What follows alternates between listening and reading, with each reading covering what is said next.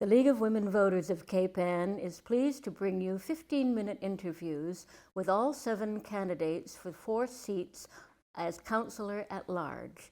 The League is a nonpartisan organization for women and men which does not endorse individual candidates. The election is Tuesday, November 2nd. I'm June Michaels, a Rockport resident. The candidate with me is Carleton McKay, Jr. You prefer to be called Carl, don't you? Correct. Yes, yes. So let's start with your telling me a little about yourself and why you decided to run for Councilor-at-Large. Well, I was born and raised in Gloucester, as everybody knows. Graduate from Gloucester High School. I've always loved Gloucester. I've tried to move away several times, but I've always been drawn back. I live on Washington Street. I am an avid pet lover, and as I've looked around the city and listened to a lot of people over the years, people feel like their voices aren't being heard. They're not, and things aren't being accomplished. I'm not a politician, never been a politician. I felt like I should step in and try and see where we can move Gloucester forward to listening to its citizens and the development of the city. Basically, it just seems like nobody knows what anybody is, what the other person's doing, and it just needs to be organized. So what would be your first priority for the first 6 months on the council? There is so many. The most important thing I want to do is whatever meeting we have, if a citizen is at a meeting and it's a closed meeting or they can't speak, I want them to give them the opportunity to reserve my time after a meeting or before a meeting and listen to them. The biggest thing that I hear right now is we are not being heard. Nobody is listening to us. And that would be my main priority. The other was an idea I had about being able to organize the construction in the city a little better by having the companies that are doing the construction pay a fee and be able to have the DPW monitor that every day with a posting on which streets might be closed or open, and so that way the traffic can move freely around the city and people can get to where they need to go. How do you set about determining your priorities? That's good. I tend to want to go with my heart, but lately I've had to just listen to the needs of the people. I mean, there are some people that have come to me with things, and I'm just like, I'm not quite sure that that's going to work, but don't go away. I want to review this with some other people. And it's teamwork. And the biggest thing is I've been listening to neighborhood meetings and seeing what the needs of that specific neighborhood is and seeing if there's something we can immediately do for that or if it's something long-term. And that all depends upon the rules and regulations of the city. Well, you've answered my next question, which is how do you determine what the priorities of the citizens are and how do you make yourself available? But there's another part to that. How do you reach people who don't speak up? I myself am very approachable. I on my Facebook page, my political Facebook page, I just posted a note. I was out to eat with my spouse and somebody came over and they said they didn't want to bother me. And I said, no, by all means, sit down. What is it that I can do? And they said, I just wanted to hand this to you, and written on a napkin. They saw me in the restaurant, wrote it out on a napkin, and just wanted to slide it to me. But I do have a great network of folks in the city, and usually I'm the first one to approach them rather than them approach me. If I hear that they have a specific need or idea, I'd love to hear it from them. So I usually track them down. Very good. What priority would you place on dealing with the climate change and ocean rise? And what should the city be doing in the next couple of years? That is a big issue. I mean, I was amazed a few years ago when we had all the flooding down at the high school. That was a big eye-opener to me. 3 feet of water in the football field. I was like, this is, you know, you hear all the myths and this. Oh, and, it was you know. built on a salt marsh, was it? Yes. And now the biggest thing coming up is the water treatment plants that need to be updated, you know, to deal with anything. And I was listening to, they want to build a moat around one of the buildings. The part that shocked me is that we know this is coming, and the city seems to be hoping and wishing for grants to be able to, you know, help with pay for these things that need to be updated in the city. We need to start budgeting for climate change. And to me, it's amazing that we haven't even set aside a piece of our budget for that.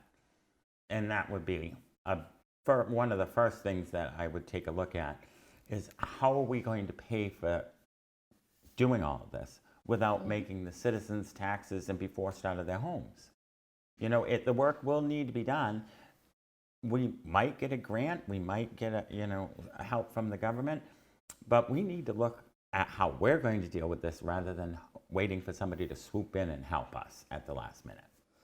Well, since you brought up money, the next question would be, where do you think some of the weak spots are in the budget?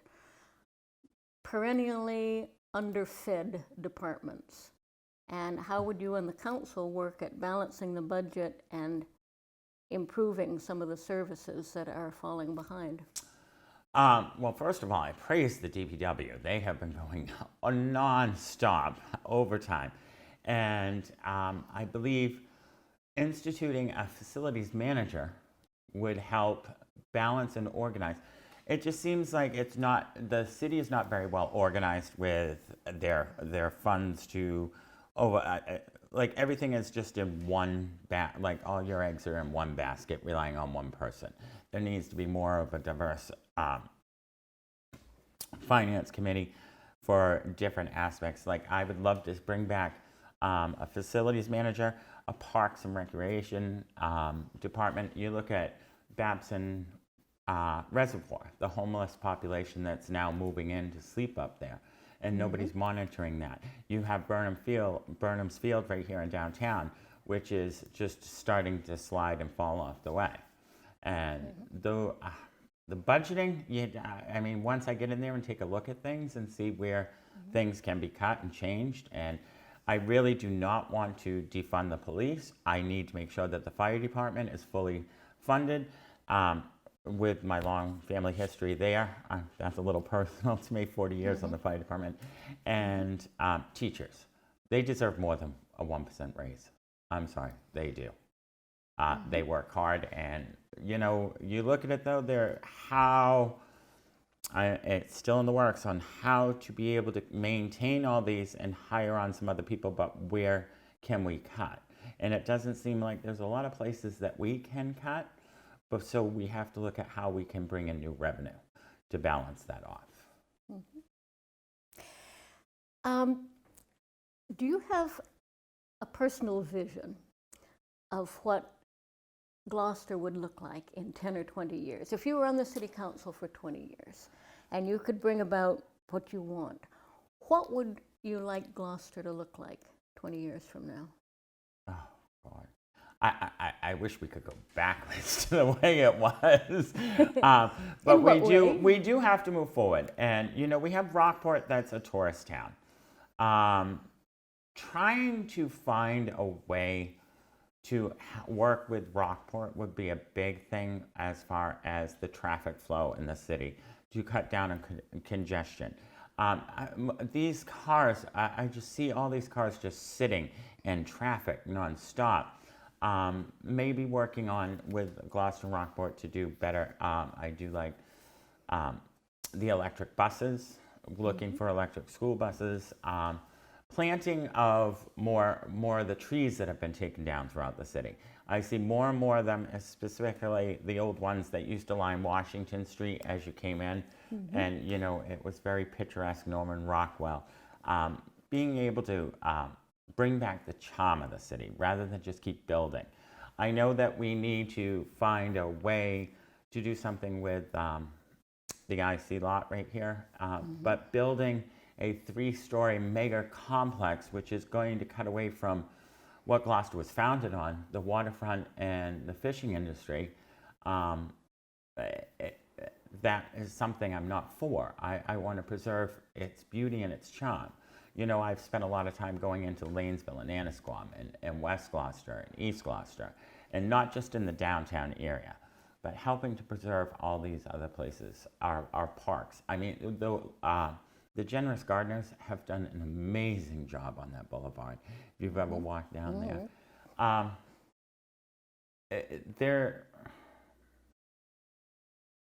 my passion is here. I've always said I live where you love where you live. And it's just too much development in such a small area. And we're not looking out for our citizens that can stay and afford to live here. We're pricing them out. And that goes in with the budget.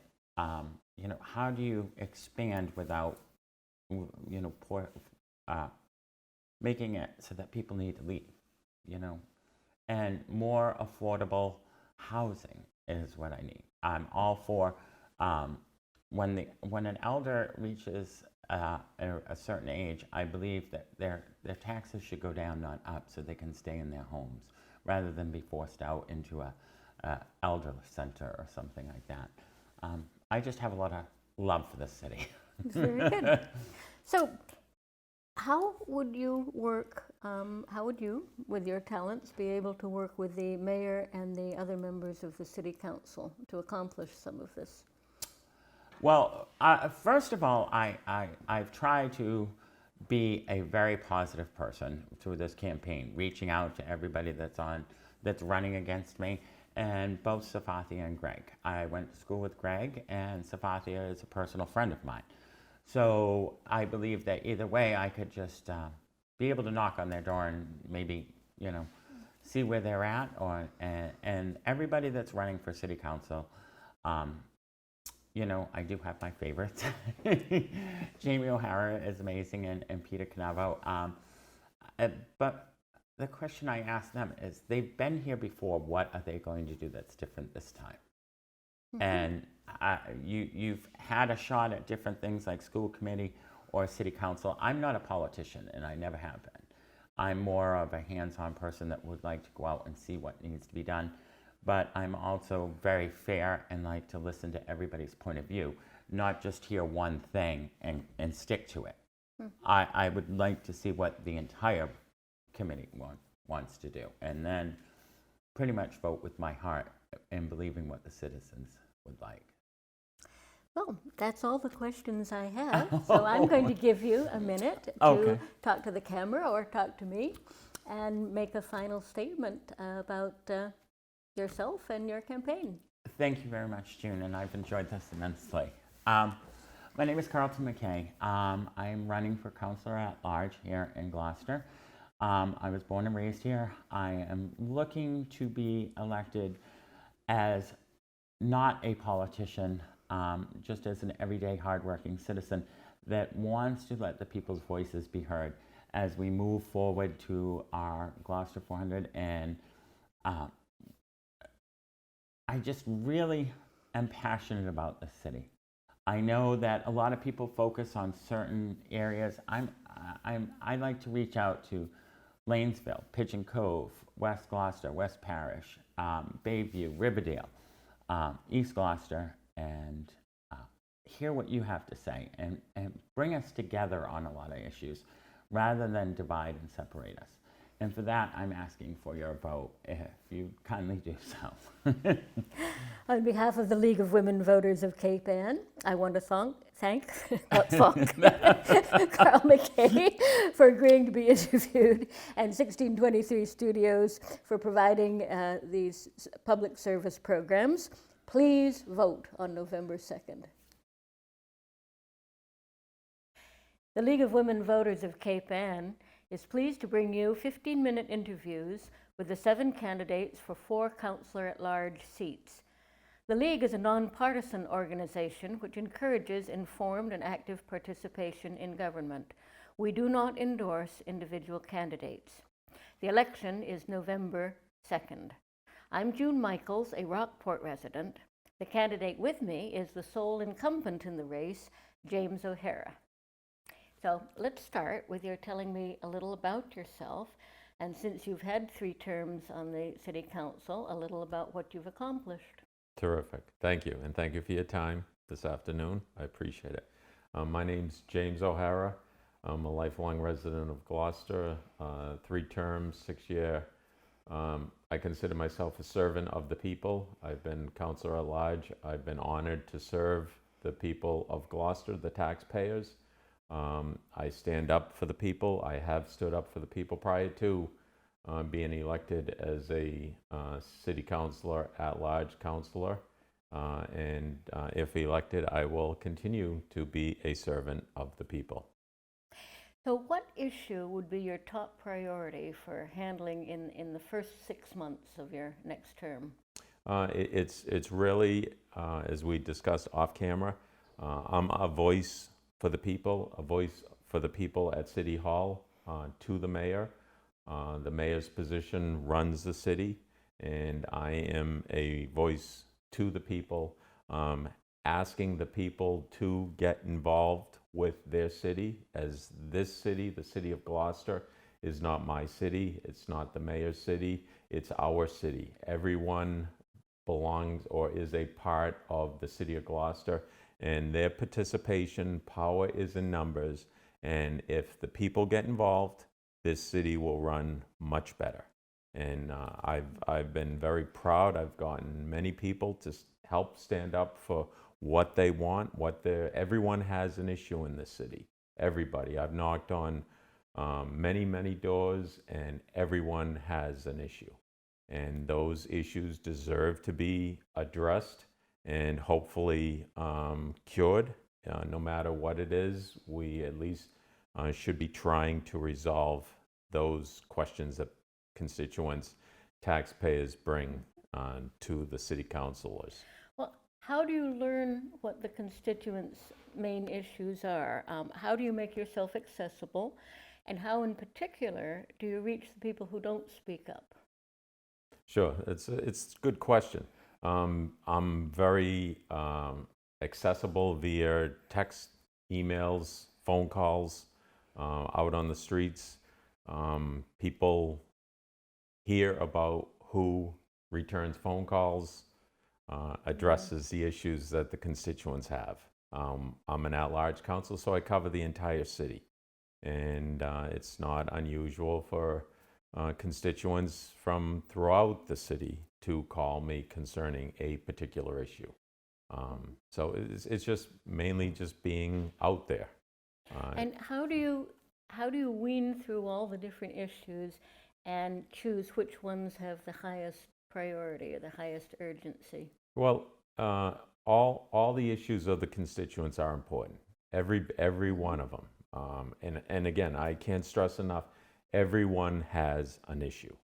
I've knocked on a lot of doors. I'll walk away from someone's door, ask them if everything's okay, and they'll say yes, and I'll thank them for their time.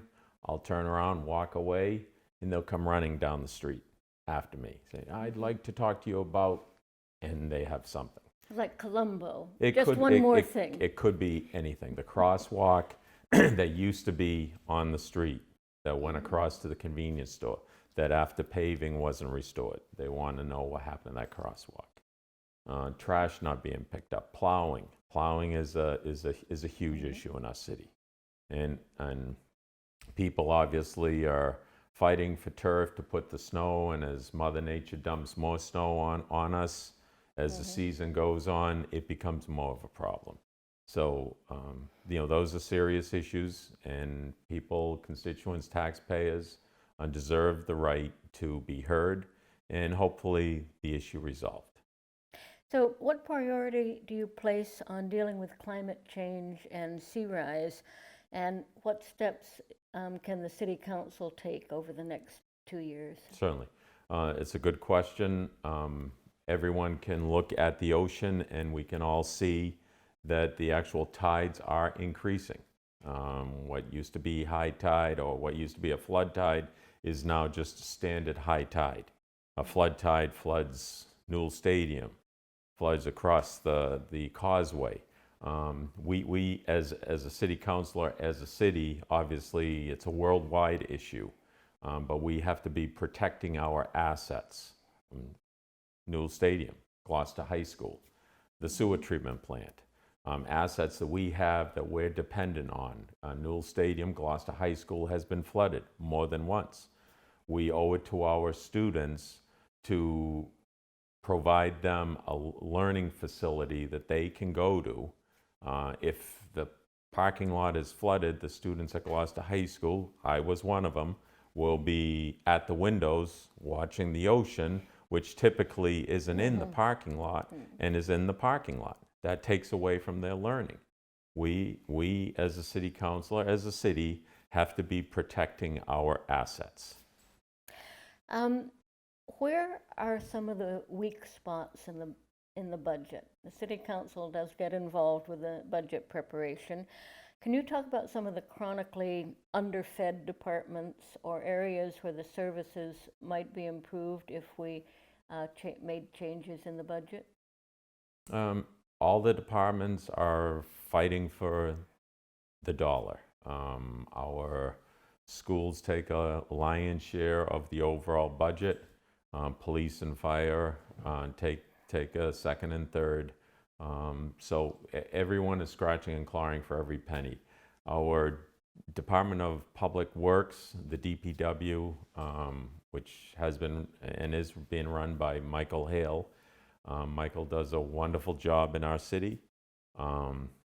It's a large city. We have infrastructure which is quite old, hundreds and hundreds of years. As we're replacing water lines, and our water and sewer rates continue to escalate because of neglect of past administrations that we haven't replaced water, sewer lines, paving. That's a chronic issue that's throughout the city. So if there's any department that's lacking, it's the DPW. They've continuously had their manpower decreased. Their equipment is not of the greatest, but our DPW director does a fine job with what he has. But again, everyone's fighting for the same penny.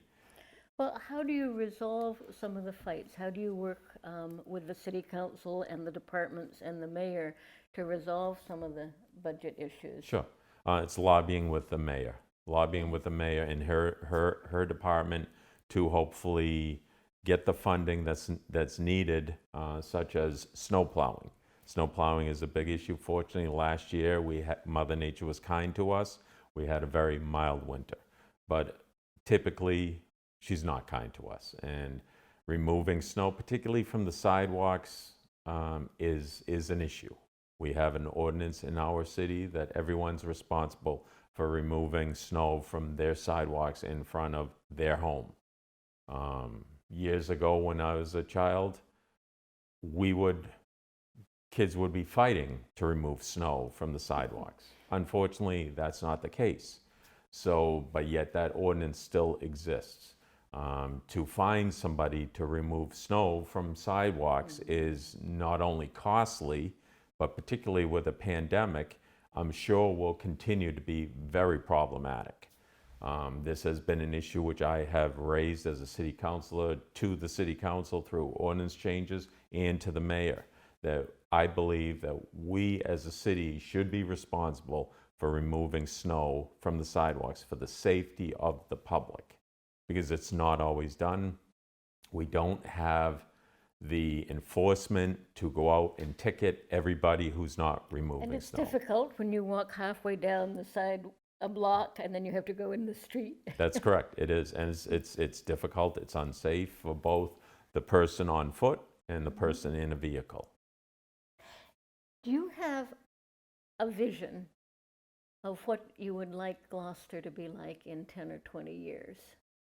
It's the vision would be continuing to make the city affordable for our residents. Gloucester, as we all know, Gloucester has been discovered. I being a lifelong resident, many people who are on Cape Ann are lifelong residents. Possibly they've left Cape Ann for a period of time, but they seem to always return.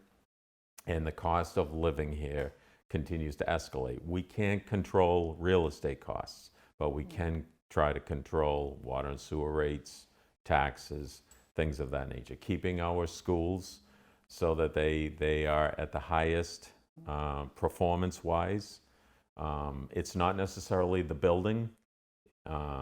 As a past counselor, Abdullah Kambadi, who I knew for my entire life, children can be educated in a tent.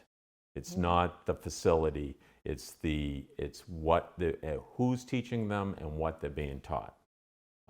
We need to make sure that our students, we owe it to every parent and every child that they receive the finest education that we can provide. Because when they go out in the world, they will find out whether they learned what they needed to take on the world. Do you have a pet project or issue you'd like to talk about? There are just so many issues that people have throughout the city. Roads, keeping the potholes, sidewalks, picking up the trash, plowing the snow, public safety, both fire and police. We owe it to the public that at 2 o'clock in the morning, this is something that I fought before being a city councilor. 2 o'clock in the morning when a loved one's on the floor fighting for a breath, that they pick up the phone and they call 911. They hope and pray that someone shows up, and they show up quickly and they're professional. We owe it to every resident, every taxpayer of our city to supply that service.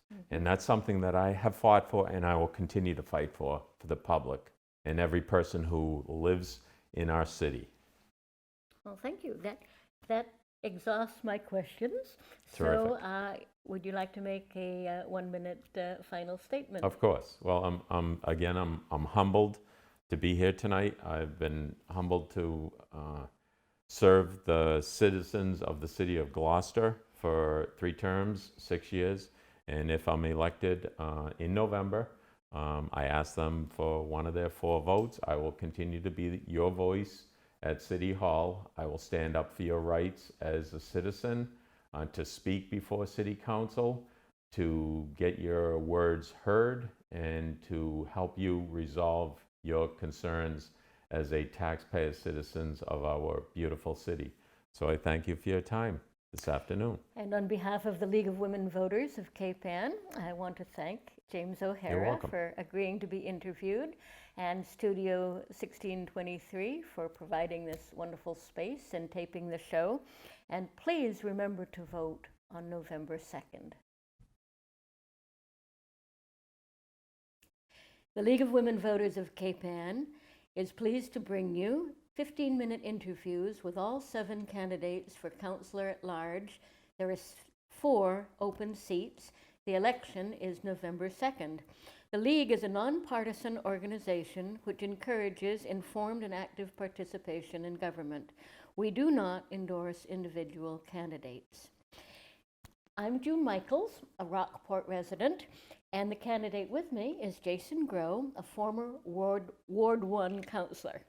So let's start by your telling me a little about yourself and why you're running for Councilor-at-Large. All right. First off, thank you, June, and thanks for the League to have this event. I am, as I tell people, I'm a 21-year resident of Gloucester. I'm a father, a husband, a surfer, a photographer, a beekeeper, dog walker, chicken herder. But my most important things are my children. We raised, Sarah and I raised 3 children here in Gloucester after we moved here. I got involved in local politics because I obviously wanted to be involved in shaping the community that my kids were being raised in. I had 4 years on the city council about 15 years ago, and now I've decided to come back because, one, my girls are all in college and they're off doing their things, which is great.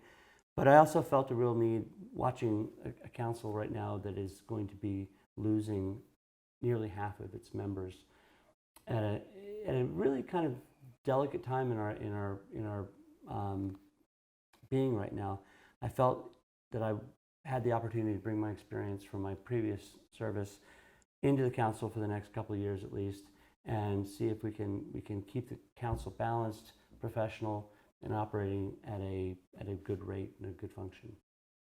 Does that make any sense? Yes, it does. I'll leave that to the voters. All right. What would be your absolute top priority for the first 6 months on the council? That's excellent. The first 6 months, one is helping the rest of the council, because there will be several new councilors on the council. Learn the ropes, learn and begin to understand the process of how the council operates. The council is a body, and it's individuals. It doesn't need to always agree on decisions, but there is a very important public process that needs to be transparent, and a process that needs councilors who understand it to move the city's issues through that process. If you have a dysfunctional council, then things don't get done. If you have a dysfunctional administration, things don't get done. So you need to have a council that can collaborate with the mayor's office, that can push back when necessary, that can improve things that come through the mayor's office to the council, to work with other bodies, the planning board and the other zoning board of appeals, at least, or other boards and committees, and that takes a little bit of time. So from the number one perspective in terms of getting a functioning body moving forward, that's one thing I'd like to work on. Now, that's not an issue-oriented answer. But that's a good answer, and we'll get to the issues Okay, in a minute. but I do think it's very important that the council. I had a great tutor on the council in Jimmy Destino. He really knew process, and I know that sounds boring to people, but that boring works if people understand the process and can get through. It's fairer. People are heard. The criticism that councils get is that no one's listening to the public. You're not hearing us. That's the next question. All right, fire away. How do you find out what the top priorities of the constituents are? You ask In them. particular, how do you reach people who don't easily speak up? You ask them. I mean, I think that the nice thing about Gloucester is that even though we're a city of 30,000 people, it's still kind of a small town. You have a good sense of what's going on, and people aren't really that shy about letting you know what they are concerned about or what you're not doing. They're not at shy the in time. Gloucester? They're not shy about that at all. In fact, that was one reservation about running, was whether or not I should turn my phone off at 2 a.m.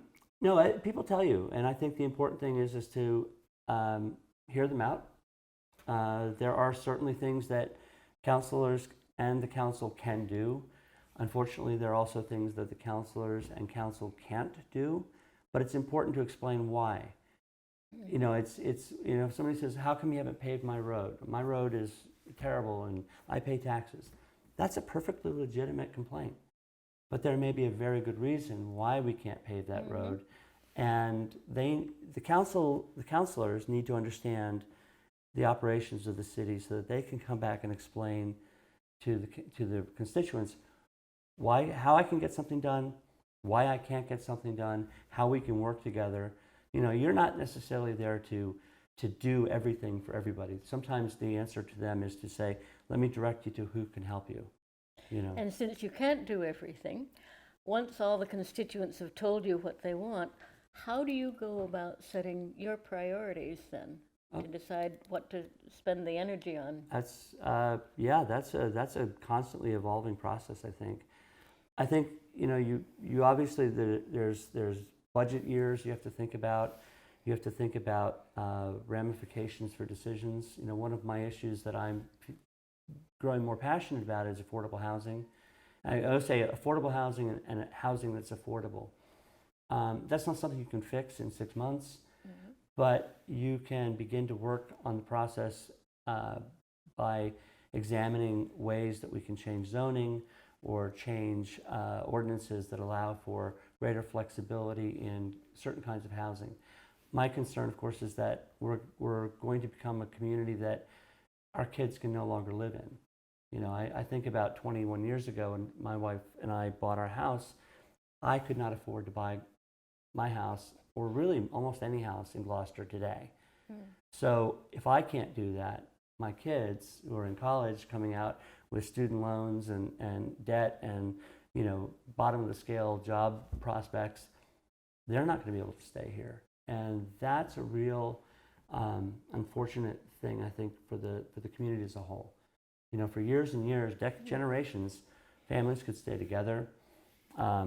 They could move into houses in the neighborhood. There was always a sense of a familial connection. And I think that is becoming less defined as property values skyrocket, that we become more part of the Gloucester metropolis, Boston metropolis, excuse me. So how do we mitigate that? How do we find ways to slow that process down? You're not gonna stop it. But if we only allow, you know, large, huge, massive houses to be built, that's going to drive the prices of real estate. But we've got to find ways to keep workforce housing, family housing, senior housing even, because, you know, we want to bring economic development into the community. We want to bring jobs here, but the people that are working in those jobs have to have some place to live, and we can't assume that they're coming in at the top of the income scale for the area. Right. What priority do you place on dealing with the effects of climate change and ocean rise? Yes. And what is the council doing? Well, there's a place. I always apologize to Jen Holmgren, because when she came to me several years ago and said, you know, I'm thinking of running, let me talk to you about. I said, what are your issues? And she said the first one was climate change. And I said, oh, Jen, I said, that is such an important issue, but you know, when people talk to you in the street, they're not going to hear, they don't want to hear climate change. They want to hear, are the roads going to get paved, or, you know, what are you going to do about the sewer bills, or, you know, all that stuff. I was so wrong. Now they want to hear why I was so wrong. High school is underwater. Exactly, mea culpa. I played it down, not because I thought it wasn't important, but because I thought it's such a big issue that what is the city council going to do about climate change? And the answer is, we're not going to slow it down necessarily. We can encourage more of our community to invest in renewable energy. We can look at our zoning to make sure that we are allowing development in areas that are not going to be heavily damaged and influenced by climate change and rising seas. You know, we've got to stop building right to the edge of the water, perhaps. You know, and there are things that are happening in the planning board now that are addressing these very topics, and we need to keep that conversation moving forward at a relatively stable pace. We shouldn't allow it to get kind of pushed to the sides.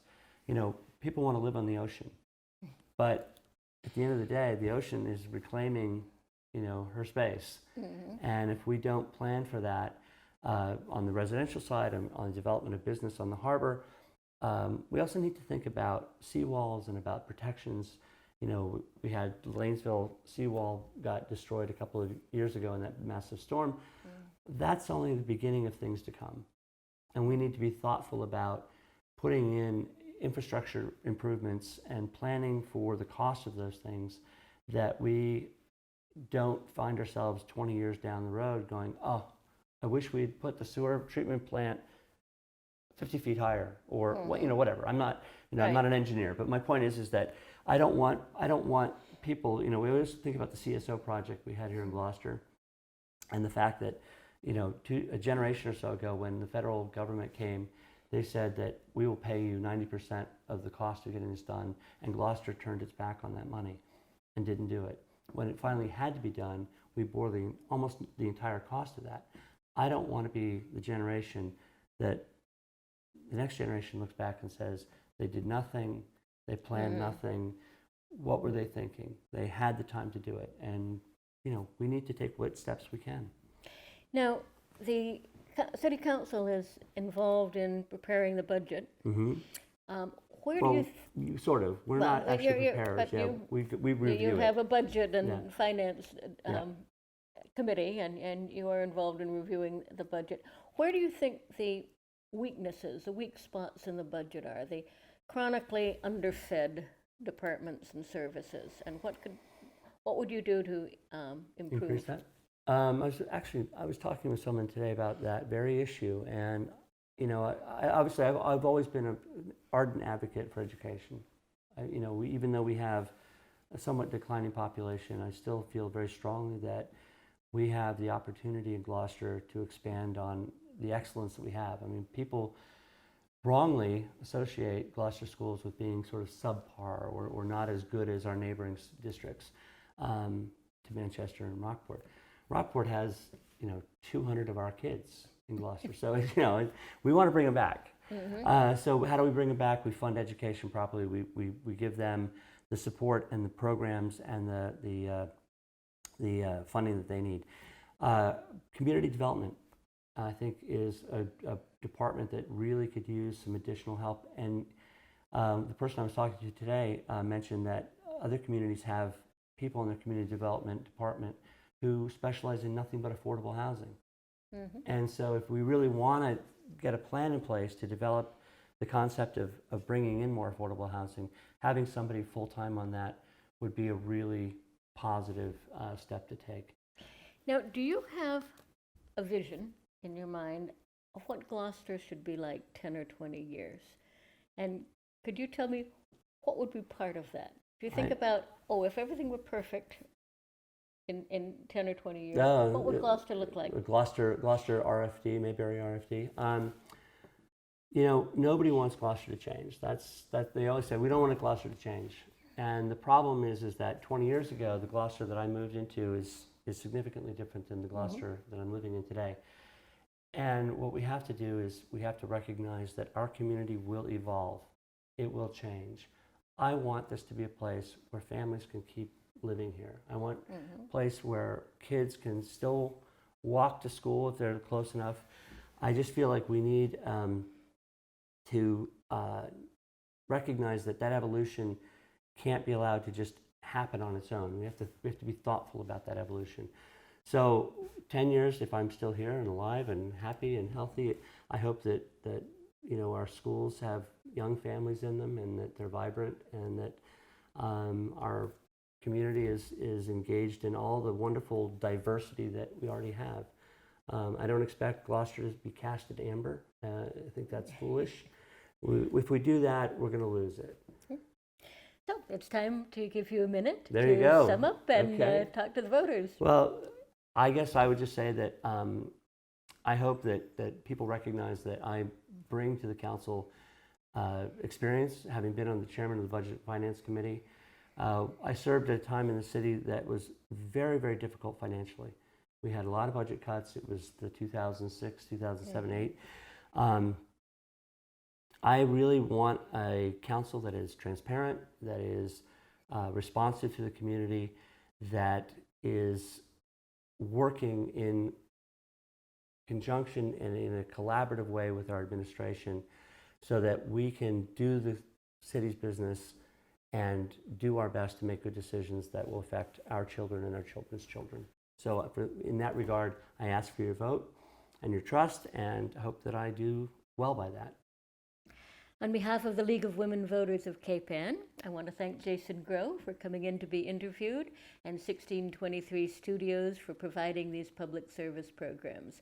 Please remember to vote on November 2nd. The League of Women Voters of Cape Ann is pleased to bring you 15-minute interviews with all 7 candidates for the 4 seats as Councilor-at-Large. The League is a nonpartisan organization which encourages informed and active participation in government. We do not endorse individual candidates for public office. The election is Tuesday, November 2nd. I'm June Michaels, a Rockport resident. The candidate with me is former Councilor-at-Large, Jeff Worthley. So let's start with your telling me a little about yourself and why you decided to be back on the City Council. Thank you, June. I appreciate the work that you do, not only here and for the League, women voters, but also in Rockport, which I consider part of Cape Ann. So thank you for that. And thank you to 1623. I've been born and raised in Gloucester, lived here all my life, all 44 years. I'm actually the second youngest candidate in the race. 22 years ago, I was definitely the youngest candidate and the youngest councillor in a long time. I think public service has always been in my blood, in my family. My grandfather was chief of police. I've had other relatives involved at City Hall, and it's just always been sort of something in the back of my mind as wanting to contribute and give back.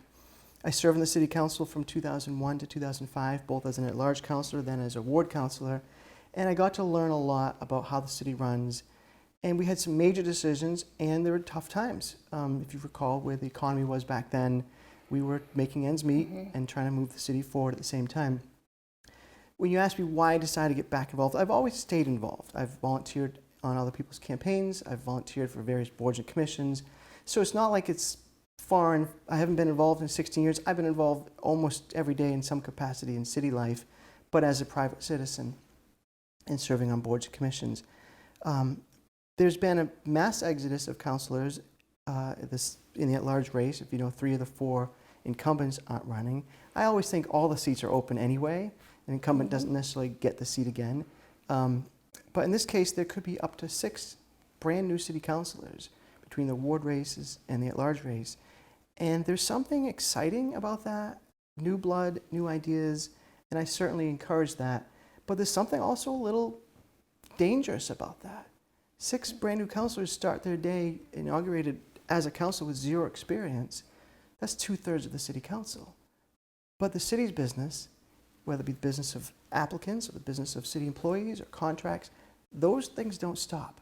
And they don't wait for councils to get up to speed. And it can take a council up to a full year to get an idea of how the whole operation runs. I'm not saying they need to wait a year to participate, but to be an experienced city council takes a year. So I come in as one of the youngest candidates, but I'm not coming with inexperience. I come in with 4 years experience and probably another 20 years of municipal. I worked for the city many years ago too, in college and high school. But I come in working at the Chamber of Commerce as someone who's been involved in the community for over 20 years, and I still feel like I've got the energy to attend these multiple late night meetings, site visits, read lots and lots of notes to be prepared. So being experienced and coming in on day one, and what would be your top priority for something you'd want to get going in the first 6 months in your term? So even prior to Inauguration Day, I think there's a lot to be done.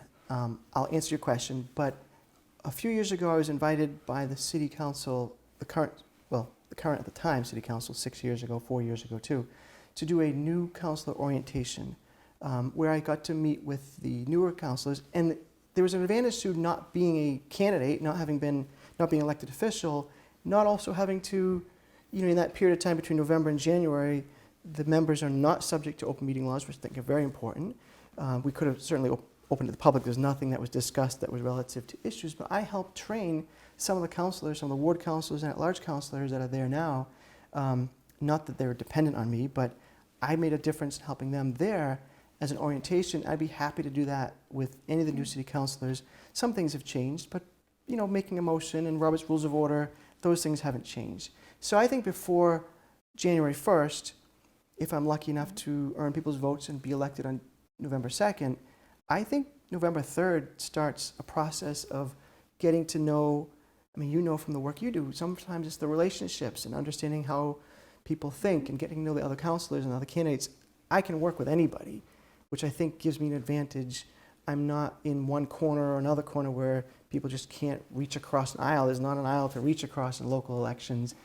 But I think you get what I'm saying is I can work with anybody. And so I think November 3rd, we start working on a process to get everyone up to speed and identify everyone's top priorities and work on ways to start working that. But then specifically, I'm sorry, you had another follow-up question. No, specifically. Specifically, you asked about what would be our top priorities January 1st. So I think the first one is relationship building. That happens in November. It's going to happen in January.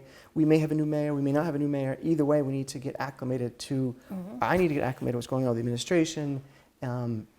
February 2nd, I think there's 200 or 300 board members and commission members that are up for reappointment. So we have to be ready for that process and vetting them. This mayor's budget is going to be due the first week of April, and it needs to be finalized by June 30th. So getting up to speed from a budget perspective, that's important too. How do you find out what the top priorities are of your constituents, especially the ones who don't usually speak up?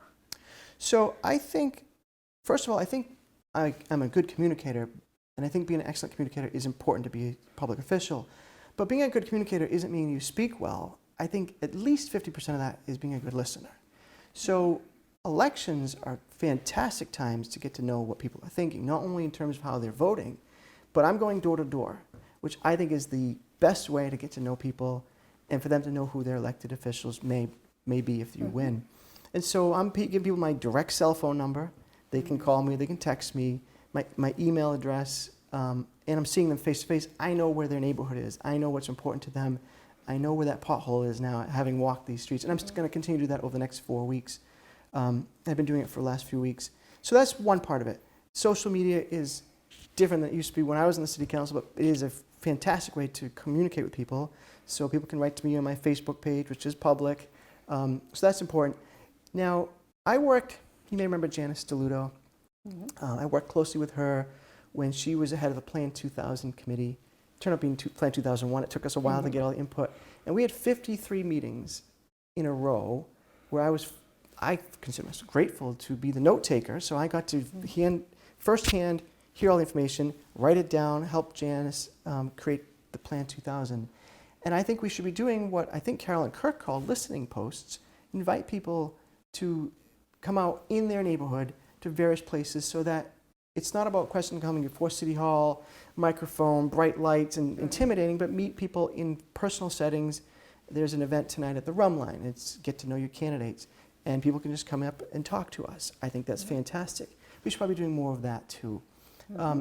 So when you meet all these constituents who want to bend your ear on everything from totally redoing downtown to the individual pothole, how do you personally go about deciding on the priorities and sorting through it all to decide where to spend your energy? Sure. So I'm lucky I have a lot of energy, and that's helpful. Some of the issues, they say all politics is local. Some of the issues are specific to their street, their pothole, street sign down.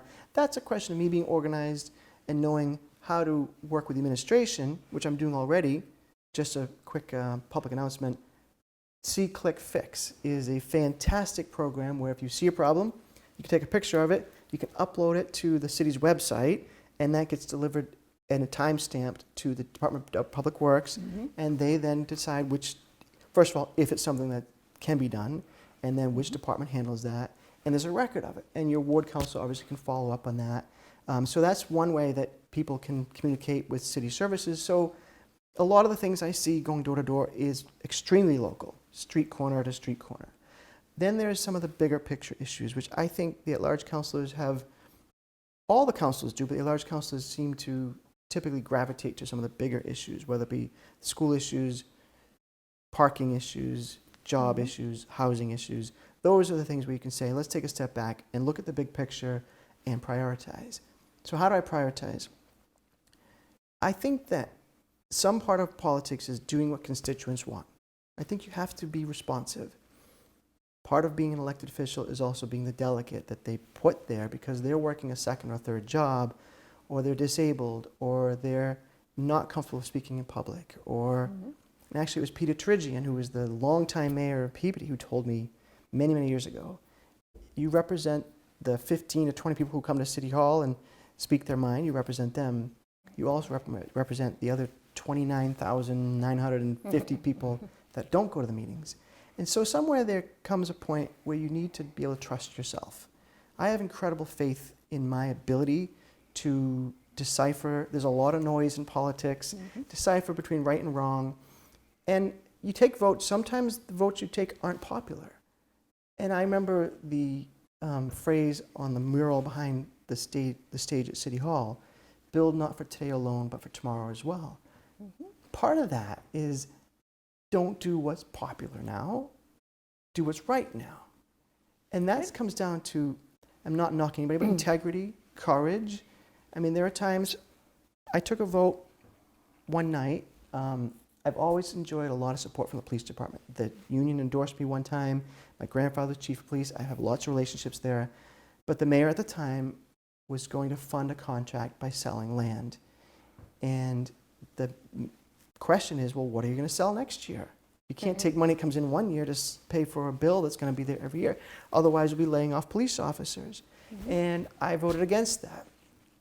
There were police officers that were very upset with me. And I slept really well that night because the mayor came back with a different funding source and we got it done. So, the city council spends some energy every year going through the mayor's budget.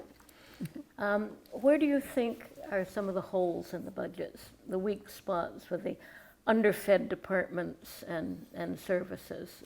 Where a would you strong like to see question. the town, the city spending more resources? So half of the budget is income, the other half is expenses, right? And so I think we look at the income side first. One of the questions that comes before the city council is to verify the predictions on income. That means state funding that we don't know about until October. We make our best, I mean, your budget is a best guess, right? And we've never had a budget that is exactly the way it's proposed in April or approved in June because things happen. For example, you could have a rainy summer and not have beach revenue. We have to add, change that. We could have an extremely snowy winter and our Snow removal. snow removal might be very different than we budgeted. So part of it is looking at the projections and using as best information as we can to verify that those are good projections. The city auditor literally works for the city council, so we have the advantage of someone on staff at City Hall and their staff that can verify numbers. That's part of it. And then the flip side is the expenses. Now, the majority of the city budget is fixed costs. Contracts, insurance, salaries, things that the city council doesn't have a lot of say in. Frankly, some places the mayor doesn't have a lot of say in, right? If there's pension funding or things that are defined by the state, that's required. So there's some percentage of the budget. The budget is about 140 to 150 million dollars. There's always a little bit of room, a little wiggle room for making changes, but at the end of the day, it's a tugboat to turn the ship, okay? So on the revenue side, are there places that the city can be generating more income without taxing people? And that means whether it be some visitor issues or are we getting our fair share from the state and working with our state representative, our state senator, and advocating on that side. And then on the expense side, are there wasteful places that people are spending too much money? The answer is always yes on that.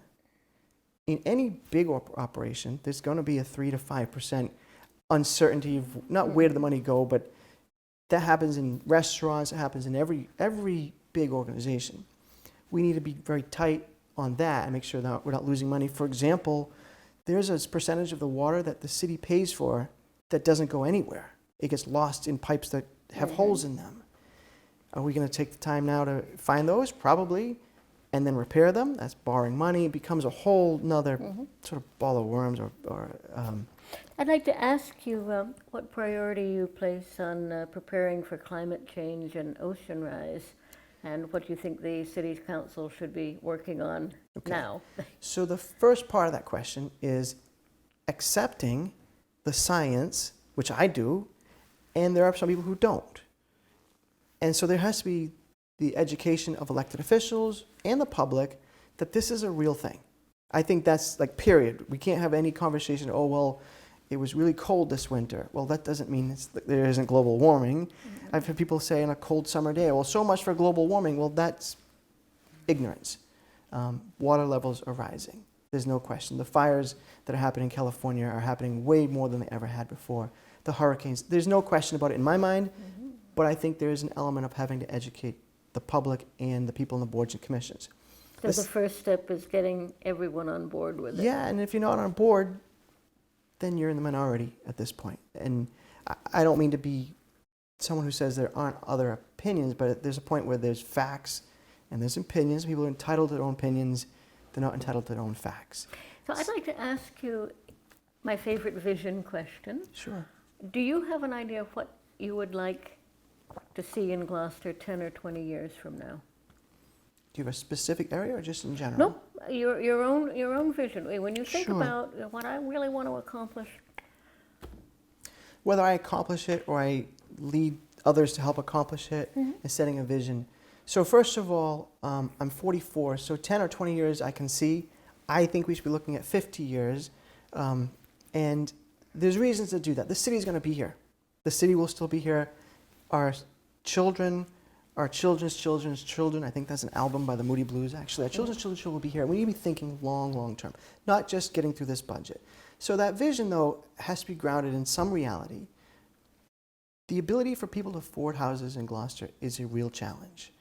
So real that I think our next generation is in danger of not being Gloucester-born residents, majority of that. With that comes its own challenges. People come, Gloucester's a place that people want to live. We're very grateful that we live here, and you can't be surprised that people want to live here. So a place that is affordable to live. Yeah, and there's two sides to that coin too. I don't think we can build our way out of the affordable problem, the affordable housing challenge. Everyone says the only way to get out of it is to build. Well, I think the other side is to make it so that there are jobs here that Gloucester residents can qualify for, that can make it so they can afford the houses that they have to buy in the next 10 to 20 years. And that's a long term, it's education, it's job creation, it's business recruitment. It's really trying to create an environment where businesses want to come to Gloucester to provide the kind of jobs that don't pay $20,000 to $30,000 a year, that pay $100,000 to $150,000 to $200,000 a year. So now people can afford the houses that are here in Gloucester, because we can't balance, I don't know, it's 360 million people in the country. We can't balance that in Gloucester, right? I mean, there wouldn't be enough. How do we have open space, which is critical to quality of life? So building, but also building our education and trades and education, and creating the jobs here in Gloucester. Well, it's time for your 1-minute summary and final statement to the voters. Time flies, June. The last 16 years have flown by too since I last served in the City Council. But I want to thank you personally for doing this and for making it very comfortable for all the candidates to be able to speak here. Thank you to League of Women Voters for all that you do, not just in Rockport and Gloucester, but all throughout Cape Ann. Thank you to 1623 and for the voters who are watching at home. My family is from Gloucester. That doesn't make me qualify to be a city councilor. I've been actively involved in the city for over 20 years now, 24 years actually. And before that I worked for the city at the DPW and Parks and Recreation. And my first job was at City Hall as a mailman, well, mail boy. I was 16 years old at the time. But all that experience added up to me deciding to run for city council and wanting to make a difference. And so I served 4 years in the city council, been actively involved. I come in as one of the youngest candidates, but without the challenge of being inexperienced and not knowing where to go. I know how to get things done. And it takes time. I know that I served really well in the city council, but I was a better city councilor in my last year than I was in my first year. So I expect to be able to hit the ground running, work with the other candidates, not only the ones in all the wards, but in the new at-large council. There's at least 3 new city councilors will be at large, maybe 4. And with that, I'll have to work, and I want to work with whoever is mayor, and I'm lucky to have personal and professional relationships with both of the finalists for mayor, and I know that I can work with them. So what I ask is for voters to look at all the candidates. There are some really, really good people running. I'm asking for one of your 4 votes on November 2nd, and I know that your vote will not be wasted because I'm convinced and confident I'll do a great job. Thank you. On behalf of the League of Women Voters of Cape Ann, I want to thank Jeff Worthley for coming in to be interviewed, and 1623 Studios for providing these public service programs. And please remember to vote on November 2nd.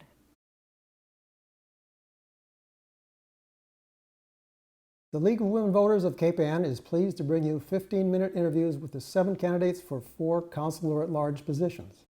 The League is a non-partisan organization that encourages informed and active participation in government.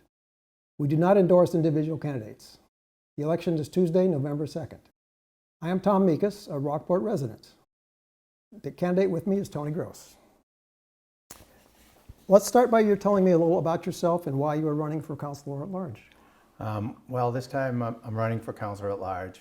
There was many members of the city councilors at large that were not running for re-election, so there was going to be a void of leadership. I served 13 years on the school committee and 12 years on the waterways board, 9 years as chair, and so I know how the city works, and I decided that it wouldn't be a bad idea if I got in to help keep the leadership of the city moving along rather than have a learning curve.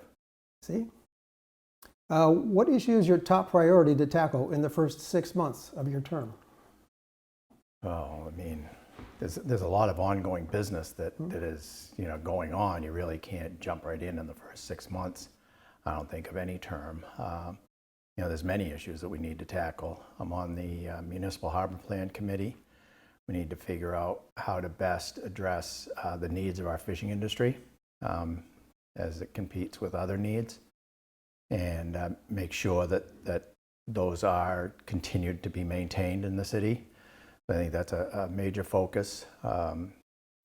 We need to see how the planning department is doing for affordable housing and what options and ideas that we can have, that working with them to come up with, try to create housing so that our own children can afford to live here. I think those are a couple of big ones. You know, there's roads, there's, you know, the sewer treatment plant needs to be looked at, you know, between either climate change or whether or not the feds make us go to secondary treatment. I did work in the wastewater field for half a decade, so I'm very familiar with all of that. So I can bring a fair amount to the table for that. So you've got quite a few top priorities. There is, whether they're top priorities or they're priorities. I mean, you know, in city government, a lot of stuff is, you know, is what comes to you. Yes. It's reactionary, but you also have to have a plan, and you have to have a long view. I reorganized the Harbor Master Department when I was chair with the board, and that took a few years to get all that into play and moving and going forward. So you have to have a long view, and you have to have patience. There is no, you know, quick fixes in today, ever. There's no quick fixes. So how do you determine your priorities? Well, I have to get there first. Yeah. That's my priority right now, is to get elected. Well, in general, and other things in your life, determining priorities, how do you go about that? Well, you go about the emergency, then the urgent, and then you go about the long-term planning. I mean, that's how the way you deal with how you deal with priorities. How do you know what your constituents' priorities are? That is, how do you make yourself accessible, and particularly, how do you reach people who don't speak up?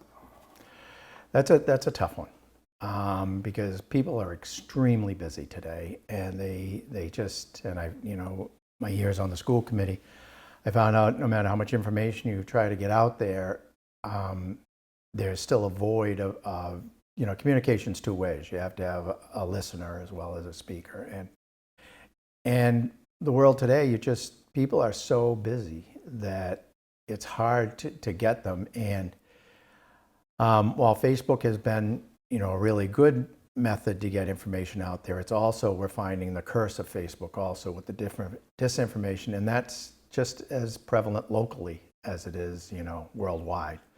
So it's kind of difficult, you know, everything that we do in public is on the city's website. It's all accessible, just as accessible as Facebook is. It's just not as much fun. And you're not seeing what somebody made for supper, or, you know, what plants they planted, or what flowers they've got, or what their pet is doing. But it's all just as accessible. It's a matter of people wanting to know what's going on, and to have faith that things are actually happening that are in their best interest, and that they need to know what's happening that might not be in their best interest. And the local newspapers, unfortunately, have been gutted, so that's a real problem, because we're just not getting the information. But I would keep a relationship with the local editor and reporters to make certain that they're aware that things are coming up, so that they get it in the paper in the timely fashion. But not everybody gets the newspaper. That's true. So I think you mentioned climate change earlier. What priority do you place on dealing with climate change and sea level rise, and what steps should the City Council take in the next 2 years? In the next 2 years, start planning, because it's going to take a lot more than 2 years to deal with this stuff. You look at sustainability, you look at, you know, we're not going to stem the tide, but how do you adapt to the tide? Gloucester is a very unique, resilient city. We were built around the fishing industry, and it always had sort of a gambler mentality, and it's willing to take risks, and it's willing to go that extra bit to try to mitigate certain situations before they happen. So I feel that we will be able to come up with some good solutions, but the city council, they deal with that through ordinance on whether or not you build in the floodplain, have planning and zoning come in, which is the community development, and they make, you trust your leaders in those departments to come in with ideas because they're the paid professionals that went to school for it. And then you have to look at it very critically, and not critically meaning they're critical of it, but that you understand. You have to do your homework. You have to understand what's going on, and you have to adapt. We have to adapt to what's going to happen, and we can't just look at our lifetime, because that's we're in the sun. I'm in the sunset years, shall we say, compared to the kids who are graduating from high school, who actually are extremely concerned about it. So Right. Well, that was your answer to my question about 2 years, and you mentioned a longer term. So do you have a vision of what Gloucester will be 10 years from now? And what would you do on the city council to achieve it? 10 years from now, I would love to see more industrial tax base here. Where we get that is, our industrial parks are pretty full. But we need to accommodate a little bit more industry so that we can stop our heavy reliance on our real estate tax base. We need to look very closely at the waterfront, make certain that we preserve what is required for our fishing industry for today and tomorrow. I don't know if we'll ever see the big processing that we saw when I was a teenager, with millions of pounds a week coming in all summer. I don't think we'll ever see that. But there's no reason why we can't see. It's still a vibrant industry. It employs a fair amount of people in this city, and I think we need to help it grow and attract the type of entrepreneurs that built this city. And so we need to get that on the fish side, and then we need to get that also on the there's also the biotech world now with GMGI, whether or not we can expand on that, try to get some good paying jobs out of that, not necessarily just the researchers, but actually people who, blue collar, not necessarily blue collar, but, workers, not PhDs. We need to have jobs for them too. That's quite a vision for 10 years from now. So what are the weak spots in the city budget now? Chronically underfed departments, programs, and what would you do on the city council to improve services while balancing the budget? When I was on the school committee for 6 years, I was chair of the Building and Finance Subcommittee that did the budget for the schools. And typically the budget for the schools is about equal to the city's budget. And so I very carefully went through that budget every year, went through what we're spending money on in the current year, what we had spent money on in the previous year, and how are we going to budget that, whatever that line item was, whether it, whichever school it was, whichever department it was, and then make sure that we weren't over budgeting, and then that would make us continue to underserve. So on the whether I'm on the Building and Budget and Finance Subcommittee or not, I will ask the auditor if I can review, because every 2 weeks I reviewed all the bills, the payable bills, and it was upwards to over $1 million, lots of 2 weeks, every 2 weeks, and I would review the spreadsheet and go through every line item. Now, many of the line items you'd become familiar with, so you could just go by them. But then, on every page there'd be 2 to 5 items. There'd be like, ooh, wait a minute, what's this? And then I would go to the stack, which was about that high of bills, and go through it because they were all in order. And I'd go through it and I'd find that bill and I would look at it and say, okay, that's. But I think in order to fund department budgets correctly, you need to know what you spent there and why you spent it. Was this an abnormal year for high spending, or was it an abnormal year for low spending? Do they need level funded? What do they need? Because there's never enough money, but we always seem to have a surplus. So I think, which, you know, is also good management, because you don't want to go broke in, you know, May when you still have to go to June 30. Right. So, you know, you need a little bit of a cushion in a $100 million budget. But so that's where I would, is you look at what you spent and what do you need to spend, and they do that. They have every department head in and they quiz them. But I'm very familiar with the whole budget system and how it works, and the program, the computer program they use. I can. So that's where one of my skill sets will be, is as a budget, you know, not watchdog, but, you know, we oversee the budget.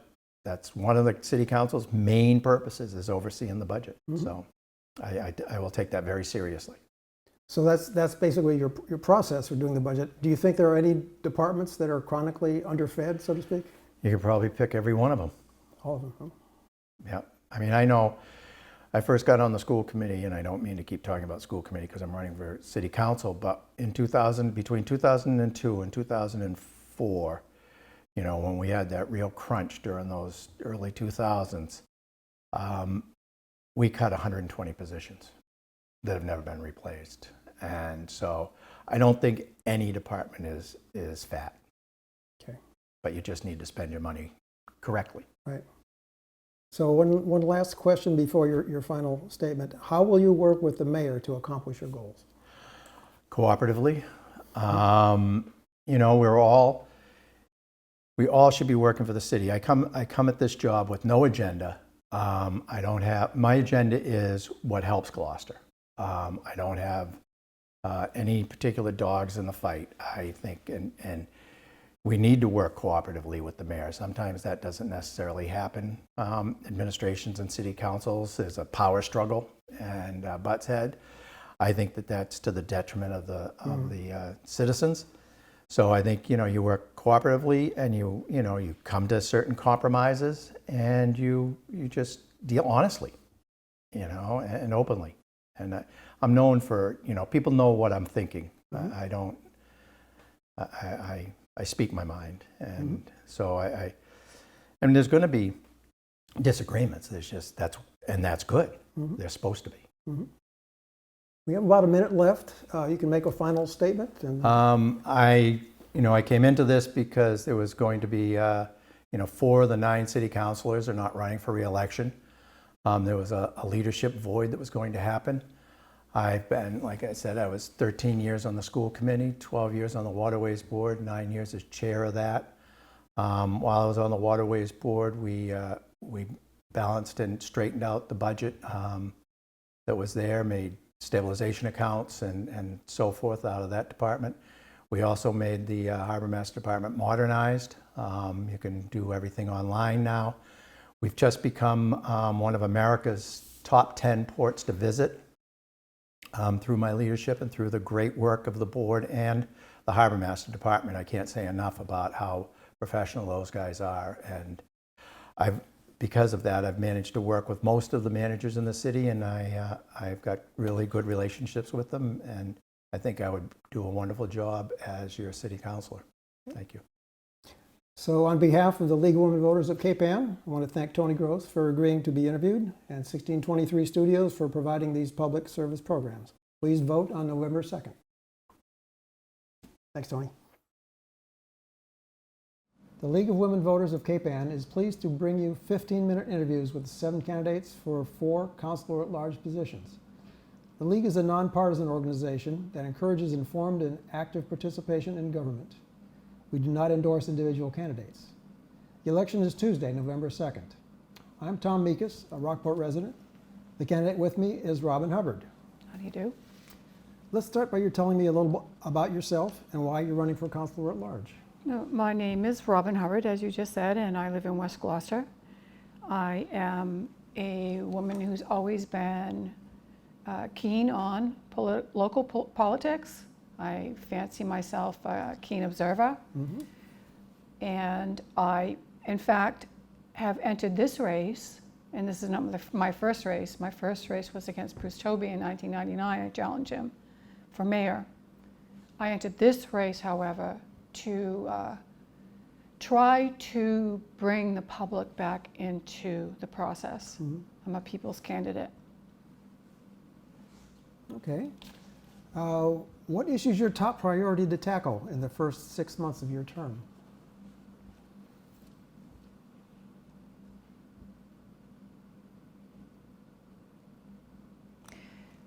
My top priority is to listen to my constituents in all over the city. It's an at-large position. My top priority is, if my constituents have an issue, to listen to them and bring it back to the council and try to build a coalition among other councilors to decide whether or not it's worthy to bring forward before the city council and make a decision or help or advise or remedy. So my top priority is to listen to my constituents. I'm not in this race with an agenda. So that will be outreach and making sure everyone knows they can call me and I will champion their causes. So you're getting your priorities from your constituents. How do you determine your priorities based on what you hear? You'll hear all sorts of things, presumably. Well, they'll have to have merit. Yeah. And they'll have to be of substance, something that affects the entire community, not just something in someone's backyard kind of thing. Mm-hmm. If I do have any philosophy, it's community oriented. I prefer to think about this place as social space, and my endeavor is to foster people to get along with one another and respect differing views. So as you hear from your constituents, how do you ascertain exactly what their priorities are, and how do you make yourself accessible, and how do you reach people who don't speak up? Well, I have representatives in the precincts that are on the ground helping me with my campaign, and they're outreaching. I have a phone number, a web page, a Facebook page. I have an address, a physical address. I was born and raised here. People know they can call me. They know they can trust me. How do I know whether or not what someone wants to discuss with me is worth discussing? I have to listen. Mm-hmm. And I'm not on the council yet, but I would imagine my fellow councilors will weigh in too and let me know whether or not it is worthy of their attention. So what priority would you place on dealing with climate change and sea level rise, and what steps should the city council take in the next 2 years? I think the city council, well, climate change, very interesting, because this island is a rock. I know we have low-lying marsh areas that will be inundated first. I really will have to wait and see exactly how any remediation is being designed to protect a space like this from rising ocean, for instance. It's a big space, it's a big shoreline, and an awful lot of it is private property. It's something that all of us see daily. It's bigger than most of us, all of us, I would imagine, but there are some very good ideas about buffeting the island. Okay. What are the weak spots in the city budget, the chronically underfed departments and programs, and what would you do in the city council to improve services while balancing the budget? Well, I talked about this last night briefly with my colleagues. That is, Gloucester is not a rich city. We have rich people here, but Gloucester is not rich. We're not Cambridge. We don't have a lot of revenue. We have what we have. We derive it from fees and real estate taxes and a few other sources. And it appears to anyone who's looking at it honestly that we don't have enough money to maintain our infrastructure, our roads, our water, our sewer to the satisfaction of our residents. So we will all have to put on our thinking caps and sit down and decide and learn and try to decide how to increase revenue flows to the city coffers without raising property taxes on residents, because they're being squeezed. Homeowners are being squeezed. And would you identify any specific departments that are under? The Department of Public Works, That's the one. roads, they don't have enough money to maintain roads. Yeah. The city clerk's office, my God, there's not those women in there work really hard, really hard. They have to run the elections. They don't have enough resources. I would imagine the Sawyer Free Library wants money and needs money. There are a lot of people in this city would like to see we measure up to some of our surrounding communities and look as shiny as new, shiny and new as other places. Can't blame them. Yeah. I certainly don't. Okay. Do you have a vision of what Gloucester will be 10 years from now? And what would you do in the city council to achieve it? Well, we were asked that question last night. It was interesting. It was coupled with the 400th anniversary of Gloucester. It looks like we're on a trajectory to price just about every modest earner right out. He or she or they could stay for as long as they already own property. That's what it seems like, but there are some good ideas. There have been programs in the past to build affordable housing. There was a project off of Main Street, decades ago, called Alpa Road. I think it was developed after Alper, under Alper, the mayor. People end up owning property. There was ownership. They had a stake in it, and the price was right. I have not seen any more projects like that. I think there was an attempt made at Lee Pages, and I don't really know how successful that was. That was a little different. Those project designers wanted to mix income earners, high with low and moderate, and see how that was an experiment. I don't know how that worked out, really. So are those the things that'll make Gloucester look different 10 years from now? The price of houses and who can afford them. Well, the projects you mentioned. The projects are not even being suggested. These are things we did in the past.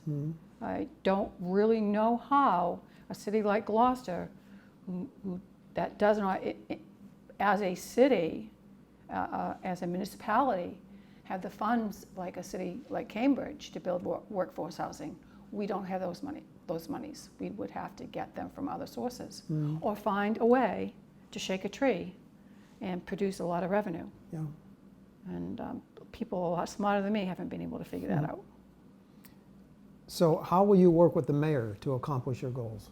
The legislative body, the city council, works for the voters. The mayor and the legislative body are supposed to be separate, according to the charter. That sounds like not working with the mayor. No, that's the way the charter is designed. Okay. And that's the way it's supposed to work. Okay. Yep. The Well- mayor has veto power Yes. over anything the city councils decides. But we work for the voters. Okay. Well, we have time for a final statement. If you'd like to take a minute or two, anything we didn't talk about, or how you'd like to tell your story for I would like to say that, unfortunately, the city's losing 2 women from the council at the end of this term. And I think I want to use this opportunity to make a push to ask the women and men in this city to ensure that there's another woman besides Val Gilman on the city council, and that would be me. I'm running against 6 men, and keep some balance on the city council. Now, this is gender balance, and but I think it's very important that it's not be entirely male-dominated, and that people consider that it's a loss now that we're losing these 2 women coming up. But I'm here on the slate and willing and would be honored to serve my city. Okay. Well, if that's all we have in way of questions and your statement, it's time to wrap it up. On behalf of the League of Women Voters of Cape Ann, I want to thank Robin Hubbard for agreeing to be interviewed, and 1623 Studios for providing these public service programs. Please vote on November 2nd. The League of Women Voters of Cape Ann is pleased to bring you 15-minute interviews with the 7 candidates for 4 Councilor-at-Large positions. The League is a nonpartisan organization that encourages informed and active participation in government. We do not endorse individual candidates. The election is Tuesday, November 2nd. I'm Tom Mikas, a Rockport resident. The candidate with me is Peter Cannavo. I'll get it the second time. Let's start by you telling me a little about yourself and why you're running for Councilor-at-Large. As you all know, Peter Cannavo, born and raised in Gloucester. Graduated from Gloucester High in '02. And after that, I joined the work field, and I was a carpenter for many years. And in between time, I advanced my education and getting my supervisor's license and going to Wentworth and getting my certificates in project management. I'm married. I got 2 beautiful boys. We bought a house over on Essex Ave 3 years ago. And I think the most encouraging reason why I'm running is having my 2 kids, especially going into the school system next year. And I've always felt if you want to get something done, you got to be proactive. You have to get involved, you know. Before you complain, have you volunteered, right? So, and I think I've done my fair share of trying to volunteer in the community. But that's kind of pretty much it, you know. I just want to be more active. I just want to do the best I can to give Gloucester the best opportunity to be the best it can be. So. Okay. So what issue is your top priority to tackle in the first 6 months of your term? Adjusting would be one, learning the process, understanding the procedures. But getting involved, I would have to, you know, review and see what is a priority to the community needs. I could easily say I want to do, you know, focus on mental health. I want to focus on infrastructure. I would really have to see what is a priority need. I do keep hearing from the community that we have the water treatment plant coming before us. It seems like a priority, and I think with my background, I could help navigate the council making the right decisions on how to approach it. There would be some other things too, looking at, you know, what plan we can also start looking into for more renewable energy. So I think those kind of things coexist, lowering our carbon footprint, understanding why we need to work with the water treatment plant, especially it's below sea level. So I think those might be some of the first goals I like to, you know, bite into. Okay, so how do you determine your priorities? Well, I'd have to get feedback. I would have to definitely listen to my other peers and see what they say. I think getting public feedback would be crucial. Getting more community engagement will help me understand better the needs of the community. I think that would be the right direction at first. And then amongst the council, just have discussions and see, you know, what fits the agenda and how we need to prioritize those needs. So how will you know what your constituents' priorities are? How do you make yourself accessible? And particularly, how do you reach out to people who don't speak up? That's a great question. I think we lack a lot of participants. And I think the older generation does an excellent job being engaged with the community. I'd like to try to get more of the younger crowd more involved. And I know there's a lot of forms of communication. I mentioned it in my forum last night, marketing, social media platforms, virtual meetings, text message alerts, emails. And I think if we have the right framework, we can perform at a better level and provide those services, because I think, getting community outreach is important. And more neighborhood meetings. I think when I first ran, I remember Steve LeBlanc said, "Hey, Pete, I'm going to do a neighborhood meeting." He's like, "Why don't you come check it out?" I said, "Yeah." And you really got the most out of that meeting. You really heard what the neighbors were concerned about. So I think that's important to advocate too. And for people who don't speak up, did they come to the meetings or? Well, if we can, we want to encourage them that you should speak up. Don't be afraid. No question is a stupid question. Yeah. You won't know unless you ask, right? And I can't physically make anybody speak up, but if we can have easier access, I know there's single parents at home that can't make these meetings, elderly people, disabled people, and just giving them more virtual connection, I think will help them feel more engaged, Good. What priority do you place on dealing with climate change and sea level rise? And what steps should the City Council take in the next 2 years? I know currently the administration is looking into hiring a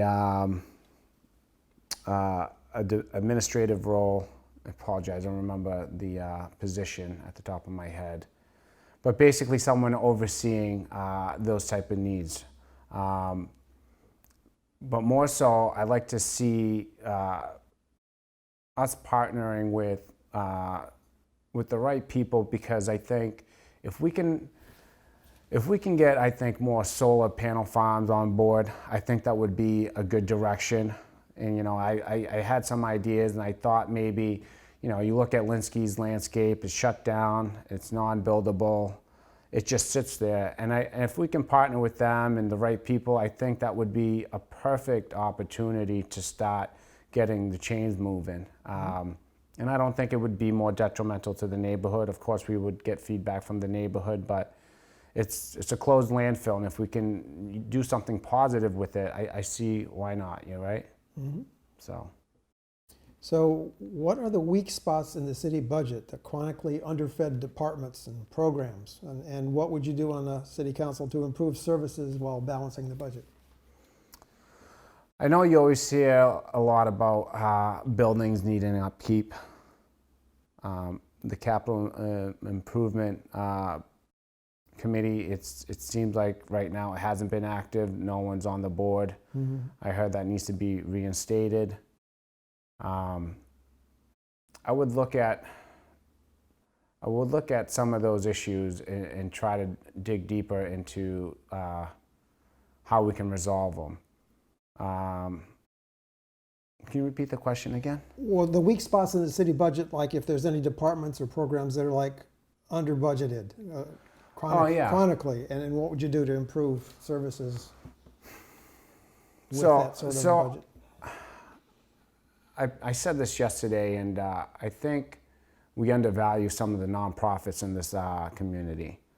And the City of Gloucester has a block grant that helps provide funding for these programs. I'd like to see an increase in that fund, because I believe the people of these nonprofits, really just do it out of compassion. They do it solely because they're selfless. They want to help. It's not a hidden agenda. And if we can give them, more resources, more funding, I think that would be a positive impact with the community. As far as procuring more money, if we can hire more grant writers to procure those funds, we could be more competitive and aggressive when those funds are available through the state and federal level. Try to partner more with private investors and getting the word out, and doing like a performance analysis, see the impacts our community had with and without these programs. And I think that would encourage the community to see the positive impact it's had. Okay. Do you have a vision of what Gloucester will be 10 years from now, and what would you do on the city council to achieve that? 10 years from now, I like to see the budget still being maintained. I still like to see a lot of the same faces. We can do that by developing more affordable housing. And if we don't have more affordable housing, we're not going to see the same people here. I think that what makes Gloucester the people. Our culture, I think, will remain the same. Our heritage, as I mentioned before, our roots run deep. There'll be new businesses, there'll be new neighborhoods, but at the end of the day, I think any change, we can make a positive change. And I'd like to be there and help the council guide those foundations and laying it down for the next generation. Mm-hmm. So how will you work with the mayor to accomplish your goals? Just communicating, understanding each other, voicing from the people, and delegating back to the mayor and vice versa. Collaborating, understanding each other's needs and how we can meet those goals. We can always meet in the middle. We can't be one-sided. Mm-hmm. Everybody has a different version how they want to do things, but I think the end game is having the best version of Gloucester. Mm-hmm. And I think we can do those by just working together, cordially, and understanding one another's needs and being respectful and honest. Mm-hmm. Well, those are my questions. We take a minute or so to say anything that anything we didn't cover, or anything you'd like to say to the audience. Could have gave me some easier questions. No, I'm kidding. Everybody gets the same questions. No, I appreciate you and Studio 1623 and the League of Women Voters coming out here and putting this together. As far as the people of Gloucester, I want you to know I'm as authentic as you can be, and I'm as honest as you can be. You can reach out to me. You can email me. You can find all my information on Facebook. I care. I care enough that I'm doing this. Telling my wife I won't be home. That kind of stuff. And I think people recognize that, and I hope they take that to the voting booth and vote for me on November 2nd. Mm-hmm. Okay, on behalf of the League of Women Voters of Cape Ann, I want to thank Peter Cannavo for agreeing to be interviewed, and 1623 Studios for providing these public service programs. Please vote on November 2nd.